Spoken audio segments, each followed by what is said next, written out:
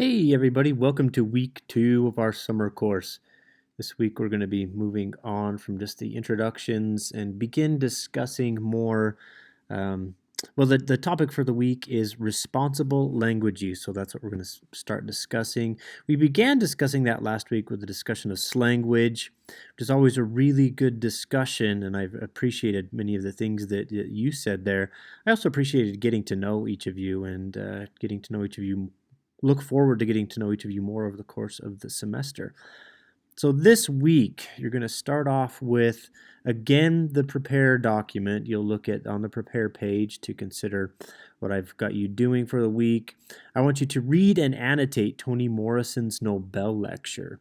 Now, clicking on this will take you to the Nobel lecture web page, and you'll be able to read through it just here.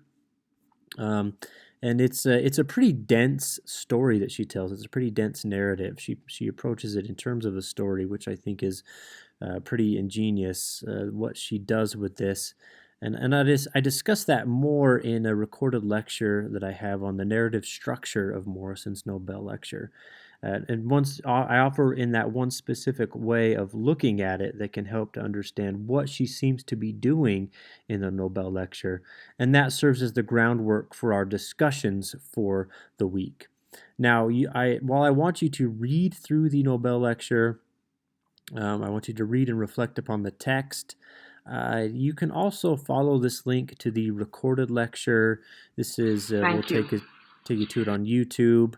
Now, just forewarning, she does speak fairly slowly. She reads it pretty slowly, so if you want to, you can bump up the speed a little bit so you can go through it and maybe a little faster as you are reading along with her to get her inflections as well as the places where she decides to emphasize. You can make note of those things as you are reading through it as well.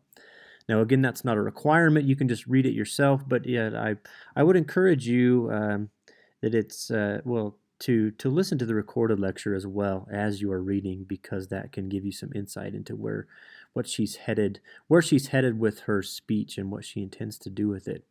And again, this here is the brief mini lecture that I've offered on Morrison's Nobel lecture.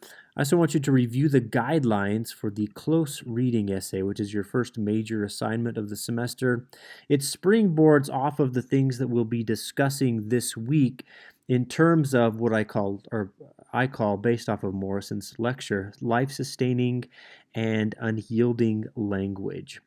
We'll be considering those more in depth throughout this week, but I want you to start thinking about how you would like to approach this essay.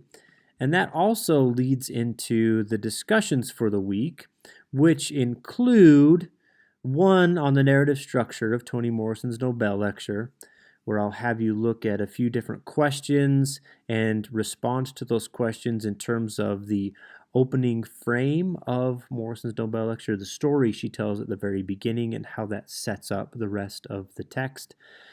So you can read through those as well. I want you to respond to just one of these questions, and you'll just click reply here and post your response, and then converse with each other throughout the week. And the second discussion is the one that will lead directly into the close reading essay, that first major assignment of the semester. This one is asking you to look for, well, to first of all write a definition of both of those terms, unyielding and life-sustaining language, and then to offer an example of unyielding or life-sustaining language. And this is where you'll start building toward your close reading essay. So you'll do that one in steps. You'll start with that this week. And then, of course, the end of the week, we've got your reflection. And that is, again, that will ask you to reflect on the things that you have done throughout the week, on your participation, what you feel like you could do better, just like last week. And then we'll springboard off of these things for the rest of the semester as we discuss responsible language use, of what it means to be a language user. And this is just the beginning of what we'll be discussing. Next week, I will offer some grounding in what I see as the overall framework for the course, the different ways that we'll be approaching and looking at language.